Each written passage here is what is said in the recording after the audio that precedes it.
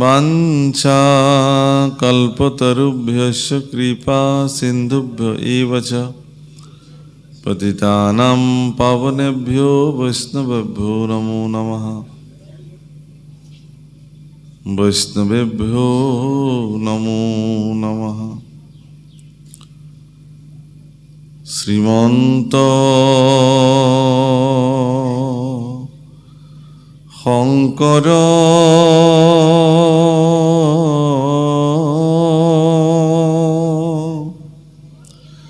हरि भकतर जाना जेन कल्पतरु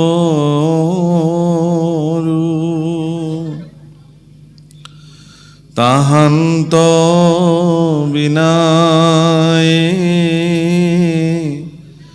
नाहि नाहि नाहि आमार परम गुरु राम आमार परम गुरु। शंकर माधव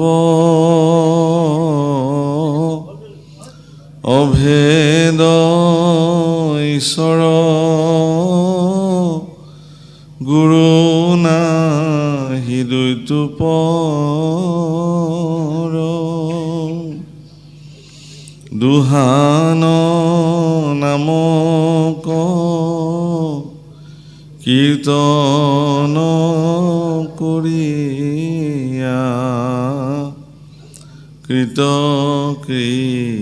हुए नर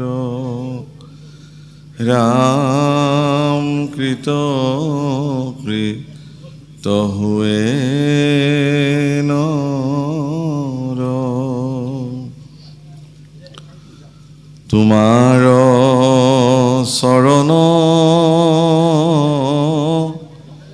सेवार गोविंद न जानो एकु पाई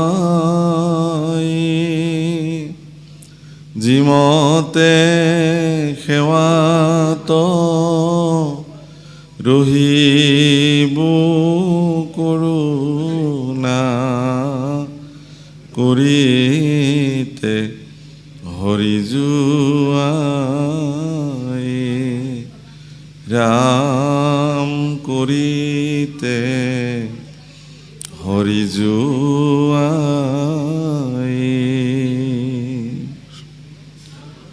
नमो भगवते वासुदेवाय।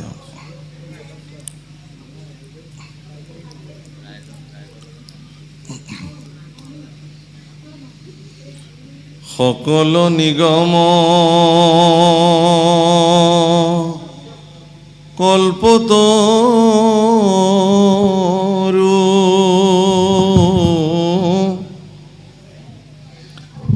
तार फल महा भागवत हुकमुखे आखि भूमित भैला विदित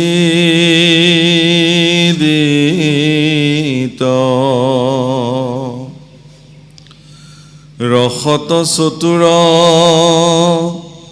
जितु जन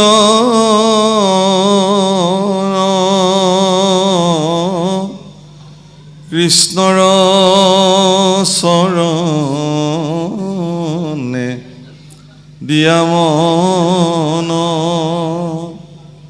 परम सन्तोषे पियुक रसयमृत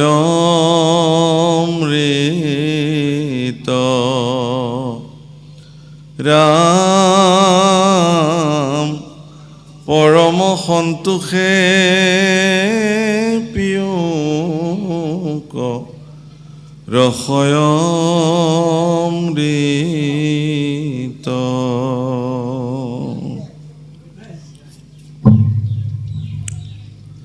হৰিচৰণম। হে ৰসত চতুৰ বাপসকল, আপোনাক সবে কৃষ্ণতে তনু মন অৰ্পণ কৰি ভাগৱত কথা শ্ৰৱণ কৰিবলৈ আজি এই পবিত্ৰ স্থানতে সমবেত হৈছেহি। এই পবিত্ৰ কীৰ্তন ঘৰৰ মজিয়াত আমি সকলোৱে আজি শ্ৰীমদ ভাগৱত শাস্ত্ৰৰ দশম স্কন্ধৰ অধ্যায় শ্ৰৱণ কৰিম, কীৰ্তন কৰিম। সকলোকে ভক্তিভৰা অভিনন্দন আৰু সেৱা নিবেদন কৰা হ'ল কৃষ্ণ কথা শ্ৰৱণৰ কাৰণে। ইতিমধ্যে আমাৰ পূৰ্বৰ পাঠকী বাবজনাই কিছুদূৰ পাঠ কৰি আহিছে আৰু সেইখিনিৰ পৰাই আমি লৈছোঁ, আগবাঢ়িব খুজিছোঁ। হীৰা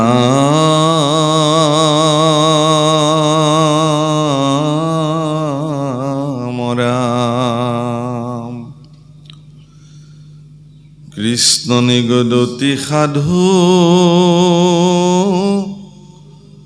শুনা যুধিষ্ঠিৰ,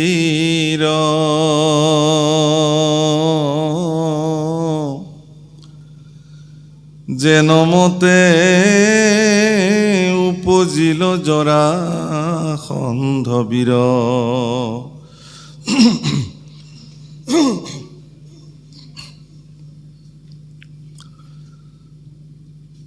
হেৰা অনেক বিগ্ৰহ সিতু কৰিলে আমাক,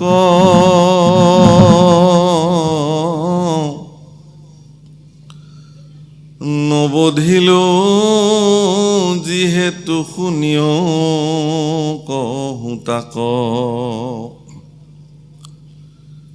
বৃহদ্ৰথ নামে ৰাজা মগধৰ পতি,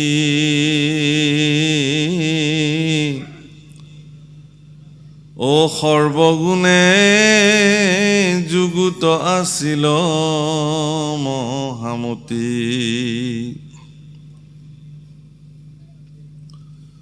মহাৰাজ যুধিষ্ঠিৰৰ সন্মুখত যোগেশ্বৰ ভগৱান শ্ৰীকৃষ্ণ,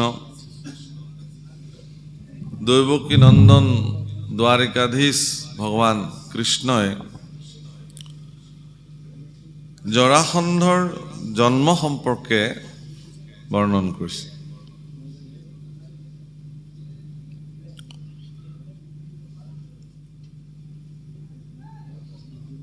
প্ৰভুসকল, কাৰোবাৰ জন্ম কৰ্ম বৰ্ণন কৰাটো, যিজনৰ জন্ম কৰ্ম বৰ্ণন কৰা হয় তেওঁৰ কাৰণে সৌভাগ্য। আমি আমাৰ সেব্য উপাস্য ভগৱানৰ জন্ম কৰ্ম আমি বৰ্ণন কৰোঁ, গুণ গাওঁ, কীৰ্তন কৰোঁ। কেনেকৈ ভগৱান পৃথিৱীলৈ আহিছিল, কি কি কৰ্ম ভগৱানে সাধন কৰিলে, বা আমি গুৰুসকলৰ জন্ম কৰ্ম কীৰ্তন কৰোঁ। আমাৰ পিতৃ মাতৃ শ্ৰদ্ধেয় ব্যক্তিসকলৰ জন্ম কৰ্ম আমি কীৰ্তন কৰোঁ। কিন্তু জৰাসন্ধৰ এনেকুৱা কি সৌভাগ্য যে স্বয়ং ভগৱানে তেওঁৰ জন্ম কৰ্ম আজি বৰ্ণন কৰিবলৈ আৰম্ভ কৰিছে। আৰু বহুত ডাঙৰ কথা, হয়নে বাৰু? স্বয়ং দ্বাৰিকাধীশ যোগেশ্বৰ ভগৱান শ্ৰীকৃষ্ণই স্বমুখে জৰাসন্ধৰ দৰে এগৰাকী দুৰাচাৰী, অত্যাচাৰী দানৱ এগৰাকী, তেওঁৰ জন্ম কৰ্ম ভগৱানে বৰ্ণন কৰিব। প্ৰভুসকল, ইয়াতে শব্দ এবাক ব্যৱহাৰ কৰিছে, অনেক বিগ্ৰহ। আচলতে এইটো বিগ্ৰহ নহয়, অনেক বিদ্ৰোহ। মানে এইবোৰ প্ৰিণ্টিং মিষ্টেক, বিগ্ৰহ হ'বই নোৱাৰে। অনেক বিদ্ৰোহ সিটো কৰিলে আমাক, মোক অনেক বিদ্ৰোহ কৰিছে তেওঁ, কিন্তু তথাপিও মই তেওঁক বধ কৰা নাই, মই মাৰা নাই। এই কাৰণে মই তেওঁক মৰা নাছিলোঁ এই কথা যুধিষ্ঠিৰৰ আগত আজি ভগৱানৰ কোৱাৰ প্ৰয়োজনীয়তা আহি পৰিছে। এনে কি ভগৱানৰ জ্যেষ্ঠ ভাতৃ শ্ৰী অনন্ত নিজে অৱতাৰ লৈছে বলৰাম ৰূপে, যাক আমি কৃষ্ণ পুৰুষৰ জ্যেষ্ঠ ভাতৃ বুলি জানো। মায়াৰ বলেৰে দৈৱকীৰ অষ্টমাহ গৰ্ভৰ পৰা তেওঁক আনি ৰোহিণীৰ গৰ্ভত প্ৰতিষ্ঠা কৰি কৃষ্ণতকৈ জ্যেষ্ঠ হিচাপে পৃথিৱীত তেওঁক জন্ম প্ৰদান কৰিলে ভগৱানৰ ইচ্ছাত। সেই বলৰামৰো মনত সন্দেহ হৈছিল যে বাৰে বাৰে জৰাসন্ধই ভগৱানক বিদ্ৰোহ কৰিবৰ কাৰণে সৈন্য সামন্ত লৈ সাজি কাচি আহে, আৰু সেই সৈন্য সামন্তসমূহক ভগৱান কৃষ্ণই বধ কৰে, আৰু কেৱল জৰাসন্ধক বধ নকৰি তাৰ পৰা পলাই গুচি আহে অন্তৰ্ধান হৈ। এবাৰ নহয়, দুবাৰ নহয়, কেইবাবাৰো বাৰে বাৰে এই পৰিঘটনা সংঘটিত হৈ থকাৰ কাৰণে বলৰামে ভগৱান কৃষ্ণক সুধিছিল যে হে কৃষ্ণ, হে কানহাই, আমি বাৰে বাৰে ভীৰু কাপুৰুষৰ নিচিনা জৰাসন্ধক বধ নকৰি বাৰে বাৰে কিয় অন্তৰ্ধান হৈ পলাই পলাই গুচি আহোঁ? আৰু সেই দুৰাচাৰীটোৱে আকৌ আমাক প্ৰত্যাহ্বান জনায়, আকৌ আমি তেওঁক যুদ্ধ কৰিবলৈ যাওঁ, তো আকৌ তেওঁ আহে, তাতকৈ তেওঁক মাৰি পেলালেই হ'ল, আৰু তুমি যদি নোৱাৰা মোকে কোৱা, ময়ে মাৰোঁ। ভগৱান কৃষ্ণই খুব মিচিকিয়া হাঁহি মাৰে, দাদা, এই পৃথিৱীত যিমানবিলাক কাৰ্য সংঘটিত হয় সেইবিলাক তোমাৰ মোৰ চিন্তাৰ দ্বাৰা নহয়। এখন বিধি ৰচনা হৈছে, সেই বিধিৰ দ্বাৰা গোটেই বিশ্ব ব্ৰহ্মাণ্ড পৰিচালিত হৈ আছে। গতিকে বিধি অনুযায়ী জৰাসন্ধক বাৰে বাৰে আমি এৰি দিয়াটোৱে বিধিত নিৰ্ণীত হৈ আছে। মানে ভগৱান কৃষ্ণৰ যি প্ৰসাদ কৃপা ভক্তসকলৰ প্ৰতি, সেই প্ৰসাদ ভগৱানে কোন ভক্তক কি মুহূৰ্তত কেনেকৈ কেতিয়া দিব লাগে সেই কথা তেওঁ নিৰ্ণয় কৰি ৰাখে। সেই কথাটোৰ অনুধাৱন কৰিব নোৱাৰি আমিবিলাকে আমাৰ মংগলৰ কাৰণে কৰিব লগা কামটোকো কেতিয়াবা আমি অমংগল বুলি দেখোঁ। মানুহ এজন ক'ৰবালৈ যাব ওলালে, দুৱাৰ দলিতে উজুতি খাই নখটো উফৰি গ'ল, তেজ ওলালে, ৰৈ দিলে, যোৱাই নহ'ল। আৰু হে ভগৱান, হে ভগৱান, মোকনো কি অমংগল দেখুৱালা? এইবোৰ যাত্ৰাকালে এইটো হ'ল। হয়তো সেই অমংগলটো ইয়াতকৈও বেছি অমংগল ৰূপে সংঘটিত হ'বলগীয়া আছিল, কিন্তু ভগৱানে আপোনাক সেইখিনিতে সমাপ্ত কৰি ঘৰতে সিদিনাখন ৰাখি থৈ দিলে, ওলাই যাব নালাগে, ইমানতে সমাপ্তি হ'ল। জৰাসন্ধৰ ভগৱানৰ প্ৰতি শত্ৰুতাৰ কাৰণটো এইটোৱেই যে তেওঁৰ জীয়ৰী কংসক বিয়া দিছিলে, গতিকে কংস তেওঁৰ জোঁৱাই হয়। আচাৰি জোঁৱায়েকক মাৰিলে কৃষ্ণই, সেই ক্ৰোধতে কৃষ্ণক তেওঁ শত্ৰু হিচাপে গণ্য কৰিলে। গতিকে জৰাসন্ধ প্ৰমুখ্যে কংস আদি এনেকুৱা অত্যাচাৰী দুৰাচাৰীসকলৰ প্ৰাদুৰ্ভাৱ, এনেকুৱা অসন্তজনৰ প্ৰাদুৰ্ভাৱ, আৰু এই অসন্তসকলৰ অসন্ত কাৰ্যৱলীৰ দ্বাৰা পৃথিৱীত যি দুষ্কৃতিকাৰীসকলৰ প্ৰাদুৰ্ভাৱ, দুষ্কৃতিকাৰীসকলে সন্তসকলক কৰা যি বিঘাত, সন্তসকলক বিঘাত কৰাৰ ফলত ধৰ্মৰ যি বিনাশ বা ধৰ্মৰ যি গ্লানি, এই সকলো কাৰ্যক মষিমূৰ কৰিবৰ কাৰণেই যিহেতু ভগৱানৰ আৱিৰ্ভাৱ। এতেকে সেই কাৰ্য কিমান নিখুঁত আৰু নিয়াৰিকৈ ভগৱানে কৰিব, সেই কথা ভগৱানে ইতিমধ্যে সম্পূৰ্ণ আঁচনিযুক্ত কৰি জগতলৈ আহিছে। সেইকাৰণে ভগৱানে এটা দিনো মানে ক্ষতি নকৰি, এটা দিনকো মানে অপব্যয় নকৰি, প্ৰতিটো দিন প্ৰতিটো মুহূৰ্ত ভূমি মাতৃৰ কল্যাণ, সন্তসকলৰ কল্যাণ, অধৰ্মৰ বিনাশ, দুষ্কৃতিকাৰীসকলৰ বিনাশ, ধৰ্মৰ পুনঃ প্ৰতিষ্ঠা এই কাৰ্যৰ কাৰণে ভগৱানে অতিবাহিত কৰিছে গতিকে বাৰে বাৰে জৰাসন্ধক যে মুকলি কৰি দি আছে ইয়াৰ অৰ্থ এইটো নহয় যে জৰাসন্ধৰ প্ৰতি ভগৱান ভয়াৰ্ত বা জৰাসন্ধৰ দৰে এগৰাকী বীৰক ভগৱানে একো কৰিব নোৱাৰে এনে কোনো কথা নাই প্ৰথম কথা হৈছে কি যে পৃথিৱীৰ চুকে কোণে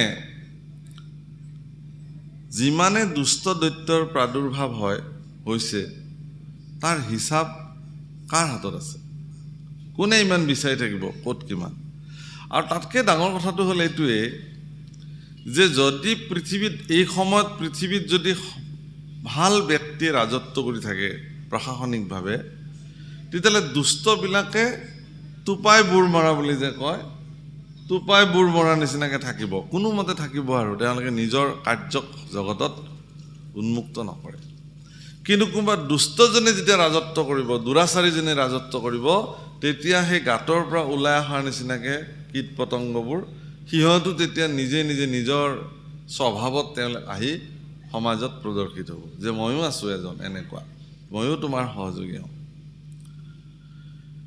যিহেতু ভগৱান কৃষ্ণই কংসৰ দৰে দুৰাচাৰীক কংসৰ দৰে অত্যাচাৰী ব্যক্তিক বধ কৰি থৈ দিলে গতিকে সকলো অত্যাচাৰী দুৰাচাৰী ৰজা বা অত্যাচাৰী ব্যক্তিসকল অকণমান তেওঁলোক নিজকে সংযমী হৈ থাকিলে গতিকে তেওঁলোকক বিচাৰ কৰে কেনেকৈ কোন দুষ্ট কোন সন্ত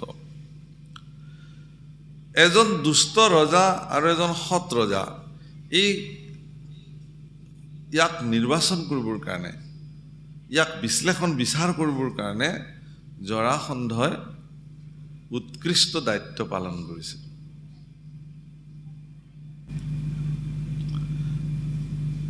এইকাৰণে যে জৰাসন্ধই এখন ৰাজ্য দখল কৰে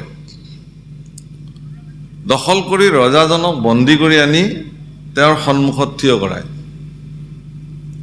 আৰু থিয় কৰাই পেলাই সোধে যে তুমি ৰজা আছিলা এখন ৰাজ্যৰ আৰু এতিয়া মই ৰজা তুমি মোৰ দাস বন্দী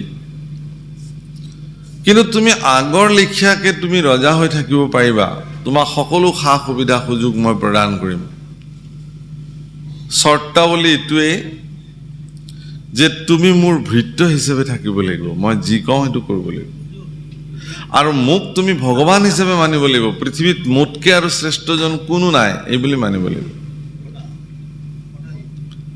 যদি ৰজাজনে কয় যে হয় মহাৰাজ জৰাসন্ধ তুমি সৰ্ব পৃথিৱীত তোমাকে মই ভগৱান বুলি মানিম তোমাৰ বশ্যতা মই স্বীকাৰ কৰিম তুমি যি ক'বা সেইমতে মই চলিম এই বুলি যদি কয় তেতিয়াহ'লে তেওঁক ৰাজ্যভাৰ উভতাই দিয়ে তেওঁক কৰতলীয়া ৰজা হিচাপে ৰাখি তেওঁৰ লগত জৰাসন্ধই মিত্ৰতা কৰে আৰু তাৰ মাজতে কিছুমান ৰজাই বীৰ দৰ্পে উচ্চ শিৰে জৰাসন্ধক কয় যে হে জৰাসন্ধ তুমি কেতিয়াও ভগৱান হ'ব নোৱাৰা ভগৱান এজন সৰ্বোপৰি আছে তোমাৰ নিচিনা অত্যাচাৰী দুৰাচাৰীৰ বশ্যতা মোৰ জীৱনত মই স্বীকাৰ নকৰোঁ তুমি মোক বন্দী কৰিছা তোমাৰ ওচৰত মই হাৰ মানিছোঁ ইয়াৰ অৰ্থ এইটো নহয় যে মই মোৰ নিজৰ অস্তিত্বৰ পৰা ফালৰি কাটি যাম মই মোৰ নীতিৰ পৰা মই ফালৰি কাটি যাম মই কেতিয়াও নাযাওঁ মোৰ মতে ঈশ্বৰ এজনা আছে ন্যায় বোলা বস্তু জগতত আছে ধৰ্ম বোলা বস্তু জগতত আছে ভগৱানে এদিন ইয়াক পুনঃ প্ৰতিষ্ঠা কৰিব তোমাৰ দৰে দুৰাচাৰীক ভগৱানে নিধন কৰিব মই তোমাৰ বশ্যতা স্বীকাৰ নকৰোঁ এই বুলি যদি কোনোবা ৰজাই কয় তেতিয়াহ'লে সেই ৰজাজনক তেওঁ কি কৰে তেওঁৰ ৰাজ্যত থকা অন্ধকাৰ কাল কুঠৰিত দুৰ্বিষহ জীৱন কটাবৰ কাৰণে তেওঁক বন্দী কৰি ৰাখে তো ইয়াৰ পৰা কি হয় যেতিয়া তেওঁ ভগৱান কৃষ্ণক প্ৰত্যাহ্বান জনাবৰ কাৰণে যুদ্ধ কৰিবলৈ যায় দ্বাৰকালৈকে তেতিয়া তেওঁক মিত্ৰতা কৰা হেজাৰ হেজাৰ দুষ্ট ৰজা হেজাৰ হেজাৰ দুষ্ট সৈন্য সেইবিলাকক লগত লৈ ভগৱানৰ লগত যুদ্ধ কৰিবলৈ আহে আৰু ভগৱানৰ কামটো সহজ হৈ যায় এই দুষ্টসকলক বিচাৰি বিচাৰি নিপাত কৰাতকৈ তুমি অগণিত যেন পুৰি মৰা জাখে পতংগবিলাকে যেনেকৈ জুইত জাহাদি মৰিবলৈ যায়, ঠিক তদ্ৰূপ কৃষ্ণৰ নিচিনা প্ৰচণ্ড অগ্নিত জৰাসন্ধৰ নেতৃত্বত এই পতংগ সদৃশ অত্যাচাৰীবিলাকে জাহ দিবলৈহে যেন আহে, ভগৱানে তেওঁলোকক এক মূৰৰ পৰা নিধন কৰে। আৰু তেনেকুৱা অত্যাচাৰী দুৰাচাৰী পৃথিৱীত আৰু আছে নেকি, তাক অন্বেষণ কৰিবৰ কাৰণে, বিশ্লেষণ কৰিবৰ কাৰণে পুনঃ জৰাসন্ধক এৰি দিয়ে। সেইটোৱে তেওঁৰ কাম। অৰ্থাৎ ভগৱানৰ যিটো মুখ্য উদ্দেশ্য, পৰিত্ৰাণায় সাধূনাম বিনাশায় চ দুষ্কৃতাম ধৰ্ম সংস্থাপনাৰ্থায়ে, ধৰ্মক প্ৰতিষ্ঠা, দুষ্কৃতিক বিনাশ, সন্তসকলক পালন, এই মুখ্য ভূমিকাত, ভগৱানৰ এই মুখ্য উদ্দেশ্যত মুখ্য ভূমিকা গ্ৰহণ কৰোতাসকলৰ ভিতৰত জৰাসন্ধ অন্যতম। ক'বলৈ গ'লে জৰাসন্ধ ভগৱানৰ এজন উপকাৰী মিত্ৰ। যিটো কাম তেওঁ কৰিব লাগিছিল খুব কষ্টসাধ্য কৰি, সেই কামটোক তেওঁ সহজ কৰি পেলালে জৰাসন্ধই। সেইকাৰণে জৰাসন্ধৰ জন্মৰ বৰ্ণন ভগৱান শ্ৰীকৃষ্ণই নিজ মুখে যুধিষ্ঠিৰৰ আগত বৰ্ণন কৰিছে। তাতকৈ ডাঙৰ কথা যে মহাৰাজ যুধিষ্ঠিৰে চক্ৰৱৰ্তী ৰজা হিচাপে ঘোষিত হ'বৰ কাৰণে তেওঁ যি ৰাজসূয় যজ্ঞ সম্পাদন কৰিছিল, পৃথিৱীৰ আটাইতকৈ জটিল যজ্ঞ, ৰাজসূয় যজ্ঞ কৰিবলৈ বৰ জটিল। কেলে যে যিমান লক্ষ্য সৎ ৰজাৰ প্ৰয়োজন, তাক নিৰ্বাচন কৰি অনাটো পৃথিৱীত বহুত জটিল। যদি কেনেবাকৈ এজনো দুষ্ট দৈত্য আহি পেলাই সেই পংক্তিত যদি বহি যায়, যজ্ঞ সফল নহ'ব। গতিকে কঠোৰ পৰীক্ষাৰ দ্বাৰা ৰজাসকলক নিৰ্ণীত কৰিব লাগিছিল। আৰু সেই কঠোৰ পৰীক্ষাটো বেলেগ নহয়, স্বয়ং জৰাসন্ধই নিজেই সেই কঠোৰ পৰীক্ষা কৰিছিল। কৰি সেই যে পোতাশালত ৰজাবিলাকক ৰাখিছিল, সেইবিলাক সৎ আৰু নিষ্ঠাৱান ৰজা আছিল। সেই নিৰ্বাচনৰ কামটো জৰাসন্ধই সহজ কৰি ৰাখিছিলে, যিটো যুধিষ্ঠিৰৰ দৰে ধৰ্মৰাজ এগৰাকীৰ কাৰণে অতীব সহজ পন্থা হিচাপে পৰিগণিত হ'ব। আৰু সেইকাৰণে তেওঁ কি কৰিলে, এই জৰাসন্ধৰ কথা আজি যুধিষ্ঠিৰৰ আগত বৰ্ণন কৰিছে। হে ৰাজন, তুমি চিন্তা কৰিবলগীয়া নাই, ৰাজসূয় যজ্ঞৰ কাৰণে যিমানখিনি সৎ ৰজা সেয়া মজুদ হৈ আছে, তুমি চিন্তা কৰিবলগীয়া নাই। সেই বুলি জৰাসন্ধৰ কথা তেওঁ বৰ্ণন কৰিবলৈ আৰম্ভ কৰিছে। হীৰা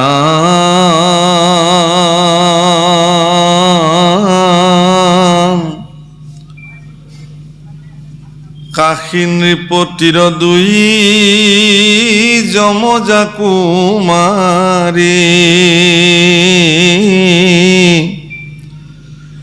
সৰ্বগুণৱতী দুয়ো পৰম সুন্দৰী, বিধিবতে দুইকো বিহাইলন্ত বৃহদ্ৰথে, কৰিলা প্ৰতিজ্ঞা ৰাজা ভাৰ্যাৰ স্নেহতে। মগধ ৰাজ্যৰ ৰজা আছিল বৃহদ্ৰথ, আৰু সেই বৃহদ্ৰথে কাশী ৰাজ্যৰ যমজ কুমাৰী দুগৰাকীক বিধিবত বিবাহ সম্পাদিত কৰিলে।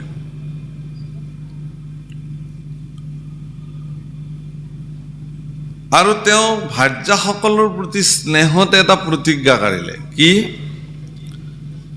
হে ৰাম, দুয়ো বাহিনীতে প্ৰৱৰ্তিও সমভাৱে, সেইমতে কতকাল নীলন্ত উৎসৱে, যেতিক্ষণে বসি থাকে সভাৰ মধ্যত, দুয়োপাশে দুয়ো ভাৰ্যা থাকন্ত লগত। ইয়াত আৰু এটা প্ৰিণ্টিং মিষ্টেক হৈছে, দুয়ো বাহিনী নহয়, দুয়ো বহিনী। মানে দুগৰাকী ভনীয়েককে তেওঁ বিবাহ কৰি লৈ অহা দুগৰাকী বহিনী, দুগৰাকী ভনীয়েককে তেওঁ কি কৰিছিলে, সমানে মৰম স্নেহ সম্পাদিত কৰিছিলে। আৰু ৰাজ্যত যেতিয়া তেওঁ ৰাজ সিংহাসনত বহে, দুগৰাকীকে দুফালে লৈ সমান সমান, আৰু কাৰো প্ৰতি তেওঁৰ কি কয়, কম বেছি বা হিন্দেৰী তেওঁৰ নাই, সমানে ভাল পায়। বিষয় সুখত তেওঁ মগ্ন হ'ল মহীপতি এনেকে, আৰু এনেকে তেওঁৰ যুৱকাল অতিবাহিত হৈ গ'ল। বিষয় সুখত মগ্ন ভৈলা মহীপতি,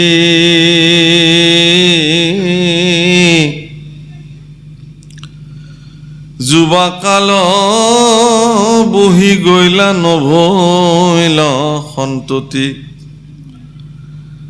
হে ৰাম পুত্ৰ কামে নানাবিধ দেৱক যজিলা,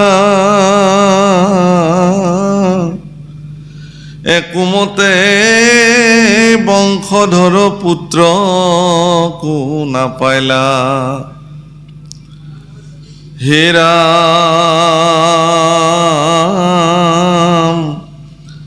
চিন্তান্বিত ভৈলা ৰাজা, মনে নাই সুখ।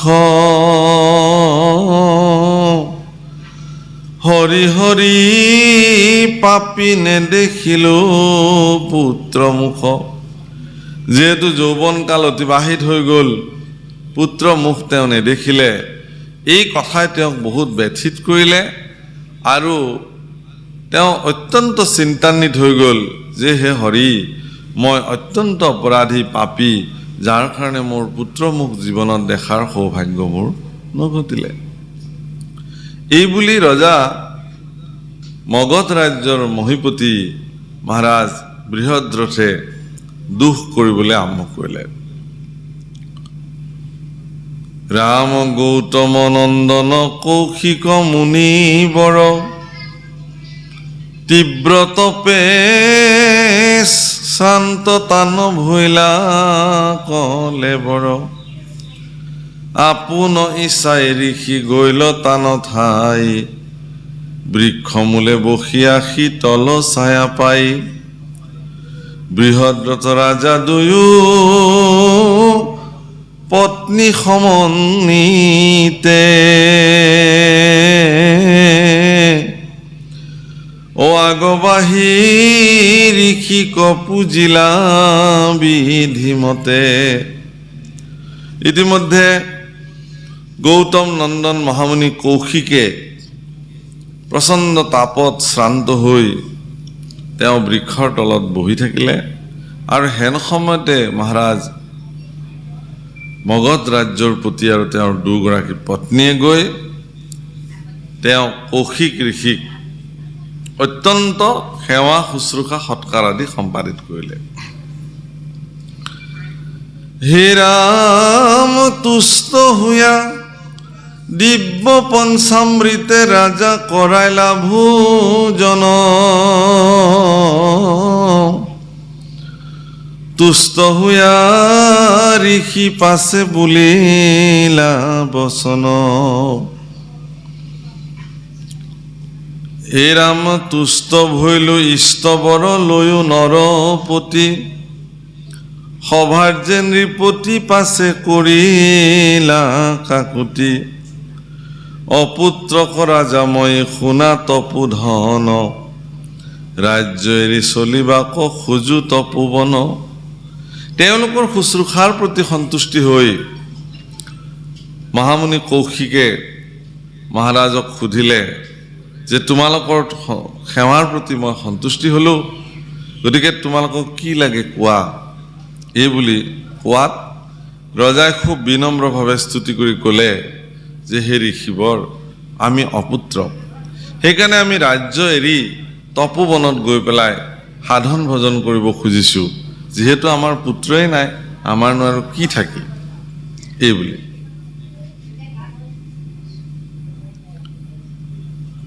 হে ৰাম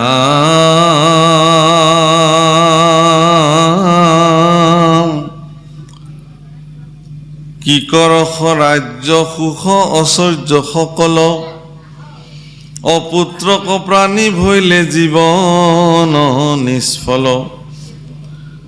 এহি শুনি মহামুনি চিন্তন্ত মনত, পকি আছে আম্ৰ ফল বৃক্ষৰ অগ্ৰত। ভুঞ্জিবাক প্ৰতি শোক পক্ষী মুখ দিল ঋষিৰ কোলাত আশী সৰিয়া পৰিল। তেওঁলোকৰ এই কথা শুনি ঋষি চিন্তান্বিত হ'ল আৰু হেন সময়তে তেওঁ বহি থকা বৃক্ষডালৰ আগত লাগি থকা পকা আমটো ভাটৌ চৰাই খাবলৈ খোজাত ছিঙি ঋষিৰ কোলাত আহি পেলাই পৰিলে।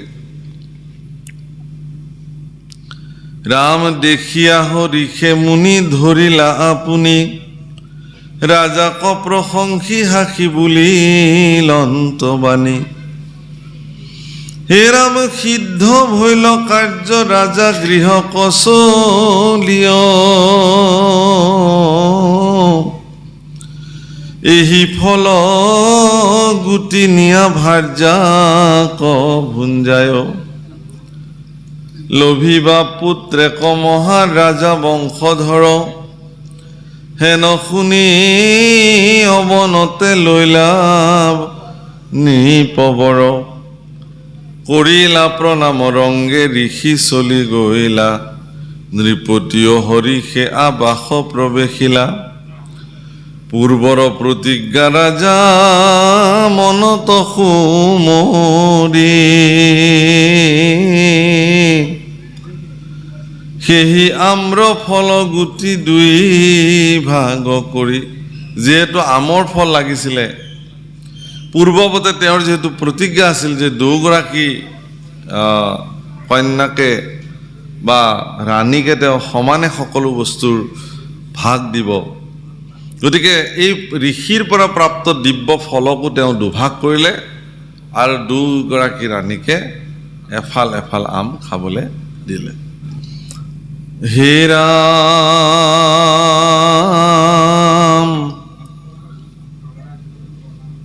দুইৰো গৰ্ভ ভৈলা সেহি ফলৰ প্ৰমাণে নৃপতিৰ মনত কৌতুক আৰু নৃপতিৰ মনত কৌতুক অসংখ্যাত পাছে এক দিনা দুইৰো গৰ্ভ ভৈলা জাত। হে ৰাম এক বাহু এক পদ একৈক নয়ন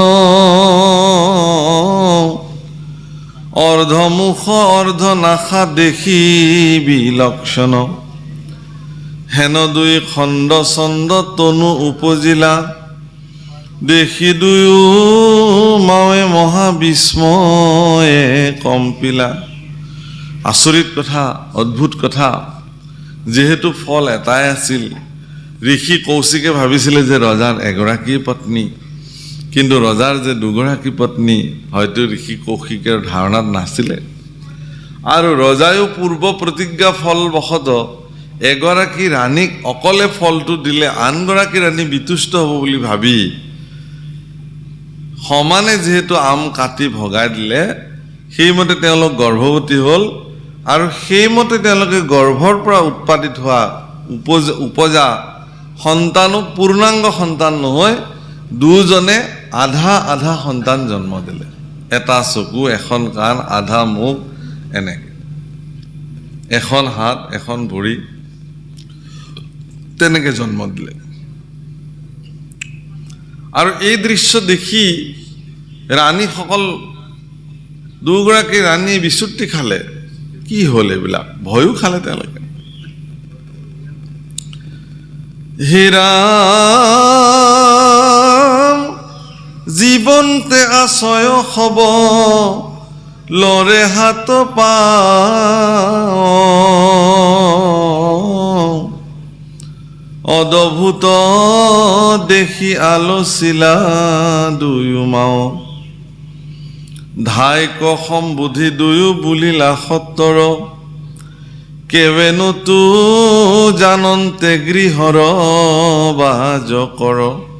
আৰু ধাইগৰাকীক ক'লে যে কোনেও গম নাপাওঁতে এই আধা আধা সন্তান দুটা বাহিৰলৈ নি ক'ৰবাত পেলাই দিব লাগে, কাৰণ এইটো অকল্যাণকাৰী কথা, ৰাণীসকলৰ মৰ্যাদাৰ কথা আছে। গোটেই ৰাজ্যত এই বাৰ্তাই হয়তো এক বিৰূপ প্ৰতিক্ৰিয়াৰ সৃষ্টি হ'ব যে ৰাজ্যৰ ৰজা ৰাণীগৰাকী ইমানেই কুলক্ষিনী যে তেওঁলোকে ইমান দিনৰ মূৰত তপস্যাৰ ফলত প্ৰাপ্ত সন্তান, তাকো তেওঁলোকে এটা পূৰ্ণাংগ সন্তান জন্ম দিয়াৰ ক্ষমতা তেওঁলোকৰ নাই। তেওঁলোকে আধা আধা মানুহৰ শৰীৰযুক্ত সন্তান তেওঁলোকে জন্ম দিলে। গতিকে এইটো পেলাই দি আহা ক'ৰবাত, এইবোৰ কোনেও গম পাব নালাগে। হে ৰাম হেহি শুনি দুয়ো ধাই বস্ত্ৰে ঢাকি লৈলা,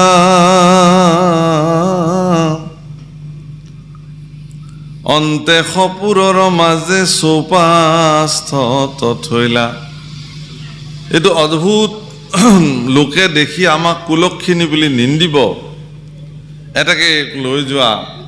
আৰু দাসীয়েও কি কৰিলে, কাপোৰেৰে মেৰিয়াই সেই সন্তানটো মানে ৰাজ কাৰেঙৰ ৰাজস্থানৰ বাহিৰত থৈ আহিলেগৈ।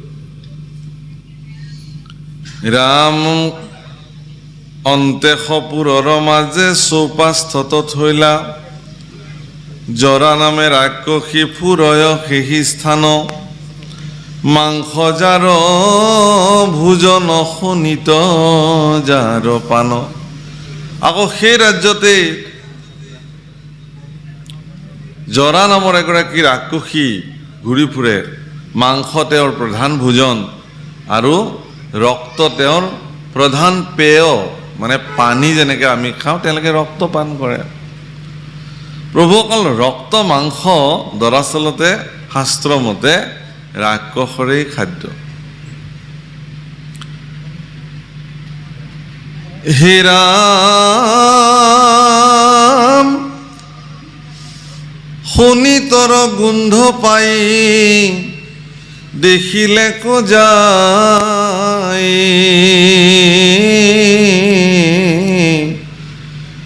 দুই খণ্ড শৰীৰ পৰিয়া সেই ঠাই। মাংসৰ গোন্ধ, তেজৰ গোন্ধ বহু দূৰৰ পৰাই শুনিলে ৰাক্ষসীয়ে, আৰু ততাতয়াকে সেই উৎস য'ৰ পৰা সেই গোন্ধ আহিছে সেই উৎসলৈকে তেওঁ গমন কৰিলে। গমন কৰি দেখিলে যে দুডোখৰ মানে মানুহৰ শৰীৰ দুফাল হৈ পৰি আছে। গতিকে ৰাক্ষসীৰ কাৰণে খাদ্য মিলি গ'ল, তাহলে ভালেই পায়। আমাৰো এনেকুৱা বহুত পৃথিৱীত জীৱ আছে যিবিলাকে তেনেকুৱা মাংসৰ গোন্ধ পালে বহুত দূৰৰ পৰাই গম পাই যায়, আকৰ্ষিত হৈ যায়, পালে ভাল পায়।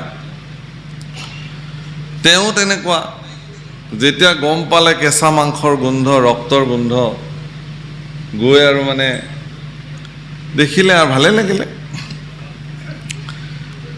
হে ৰাম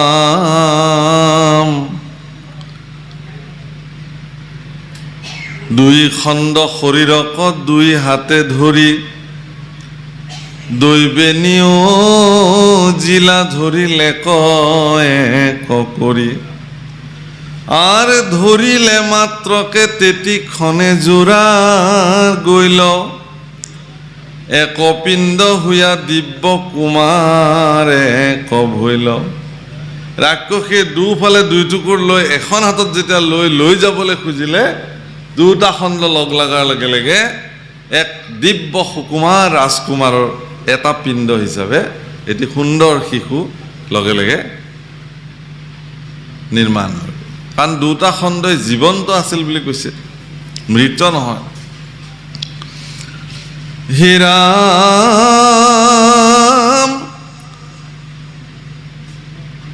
দেখি ৰাক্ষসী জৰা ভৈলন্ত বিস্ময়,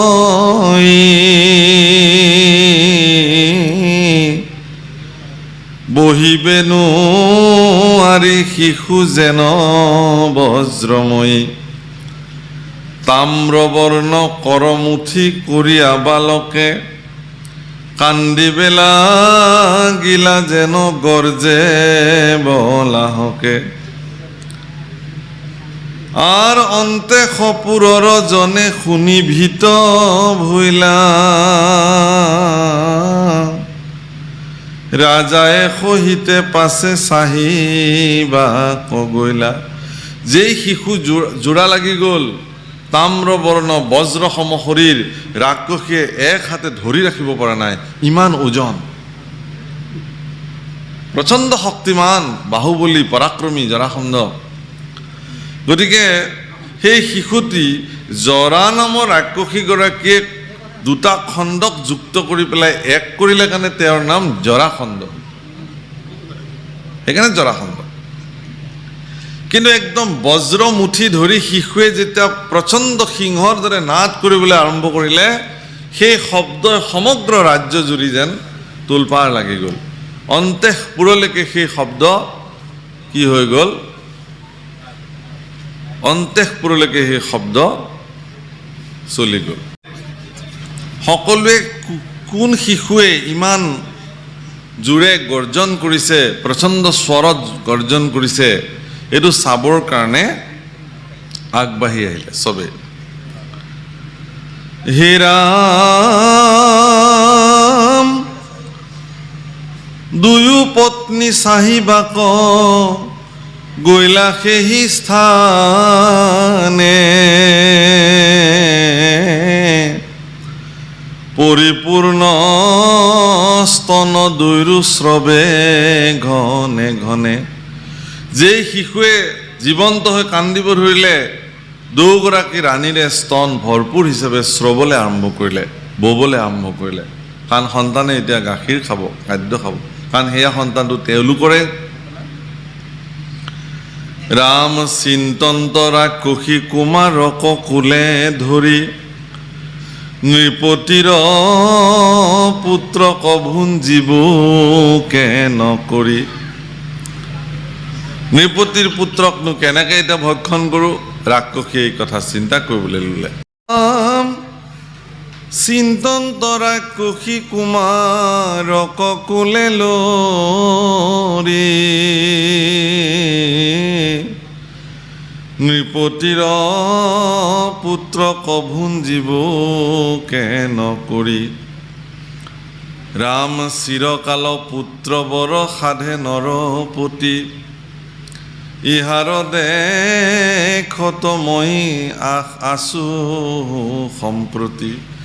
ৰাক্ষসীয়ে চিন্তা কৰিলে যে যিহেতু মই এইখন দেশতে নিবাস কৰি আছোঁ, এইখন দেশৰে ৰজা, চিৰকাল তপস্যা কৰিছে পুত্ৰ কামনাৰ আশাত, আৰু পুত্ৰ ফলো তেওঁলোকৰ এই ধৰণে প্ৰাপ্তি হৈছে, আৰু মোৰ হাততেই যিহেতু ই জীৱন্ত হ'ল, গতিকে মইনো ইয়াক কেনেকৈ ভক্ষণ কৰোঁ,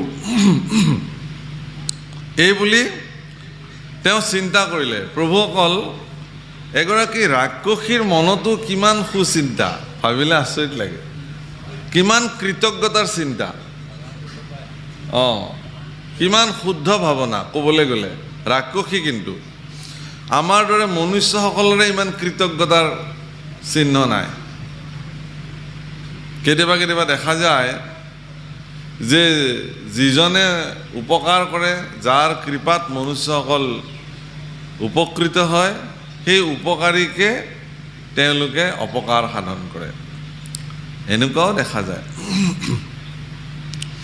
কিন্তু এগৰাকী ৰাক্ষসী জৰা, তেওঁৰো মনত সুচিন্তা জন্মিলে যে যিখন ৰাজ্যত মই থাকোঁ, সেই ৰাজ্যৰে ৰজাই ইমান তপস্যাৰ বলেৰে প্ৰাপ্ত পুত্ৰ, গতিকে ইয়াকনো মই কেনেকৈ ভক্ষণ কৰোঁ, এই বুলি তেওঁ চিন্তা কৰিলে। আৰু তেওঁ লগে লগে এগৰাকী মানৱী তনু, সাধাৰণ মনুষ্যৰ দৰে মহিলাৰ ৰূপ তেওঁ ধাৰণ কৰিলে। কাৰণ তেওঁলোক মায়াবী, তেওঁলোকে এইবোৰ কৰিব পাৰে। ৰাক্ষসীসকলৰ মায়া আছিল, তেওঁলোকৰ ৰাক্ষসী মায়া বলেৰে তেওঁলোকে এইবোৰ কাৰ্য সম্পাদিত কৰিব পাৰে।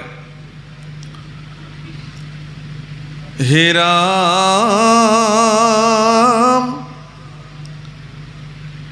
এহি চিন্তি ৰাক্ষসী মনুষ্যৰূপ ধৰি, ৰাজা কবুলিবে লৈলা পুত্ৰ কোলে ধৰি।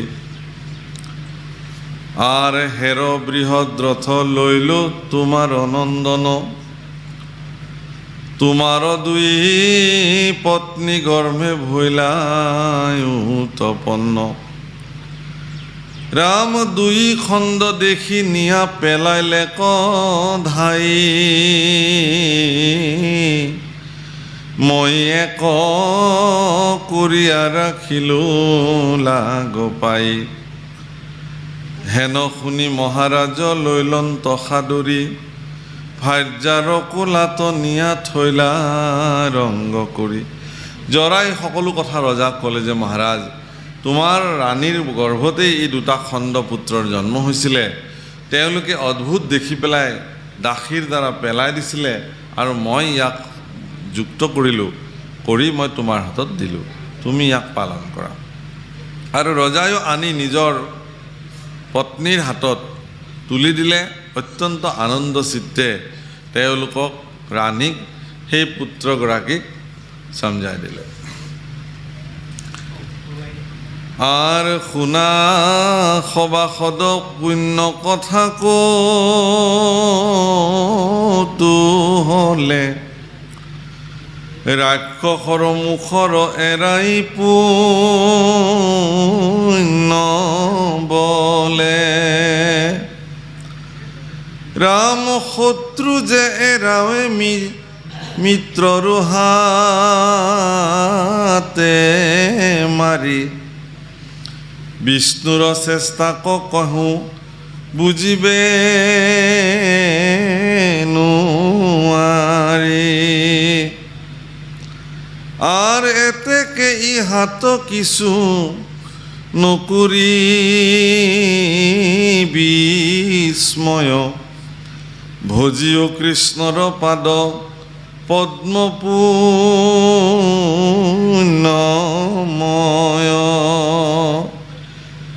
হে সভাসদসকল আপোনাসৱক কৈছে যে যদি ঈশ্বৰৰ কৃপা থাকে তেতিয়াহ'লে ৰাক্ষসীৰ মুখৰ পৰাও প্ৰাণ বাচি আহিব পাৰে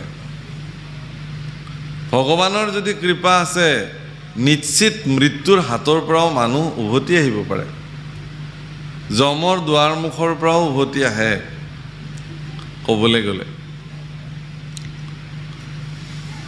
ঈশ্বৰে যদি কাৰোবাক ৰাখিম বুলি ভাবে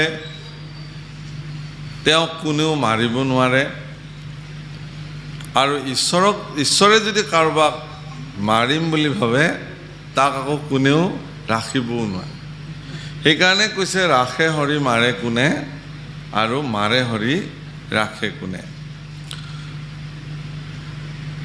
ভগৱান শ্ৰীকৃষ্ণই পৃথিৱীৰ দুষ্ট দৈত্যসকলক নিপাত কৰিবৰ নিমিত্তে কৃষ্ণ অৱতাৰে আহিব এতিয়াও মানে অহাই নাই জৰাসন্ধ যেতিয়া জন্মে তেতিয়া ভগৱান অহাই নাই কিন্তু তাৰ পূৰ্বেই জৰাসন্ধক তেওঁ নিৰ্মাণ কৰিছে ৰক্ষা কৰিছে যে তোমাক ৰাক্ষসীয়ে খালে নহ'ব তোমাৰ দ্বাৰা কৰিবলগীয়া মোৰ কাম আছে বহুত যিখিনি কাম মই তোমাৰ দ্বাৰা সম্পাদিত কৰিম প্ৰভুসকল আপোনালোকৰ যি জন্ম সেই প্ৰত্যেকটো জন্ম অকল আপোনালোকৰ বুলি নহয় তৰু তৃণ লতা গুল্ম চৰাই চিৰিকটি মাছ কাছ সকলোবিলাক প্ৰত্যেকটো জীৱই ঈশ্বৰীয় কৰ্ম সাধন কৰিবৰ নিমিত্তেহে পৃথিৱীত তেওঁলোকৰ জন্ম মনত ৰাখিব